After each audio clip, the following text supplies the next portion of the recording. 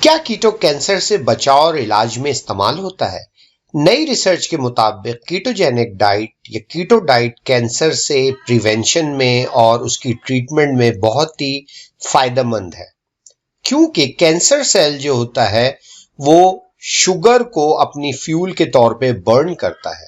اور جب ہم شوگر کو ختم کر دیتے ہیں اپنے جسم میں لینا، تو کینسر سیل کے پاس نہ کوئی انرجی بچتی ہے اور نہ ہی وہ دوسرے سیلز میں پھیل سکتا ہے یا ٹوٹ سکتا ہے خود سے۔ اس وجہ سے کینسر سیل بہت زیادہ کمزور ہو جاتا ہے اور آخر کار وہ ختم ہو جاتا ہے، کیونکہ اس کو شوگر نہیں مل پا رہی ہوتی اپنے سروائیول کے لیے۔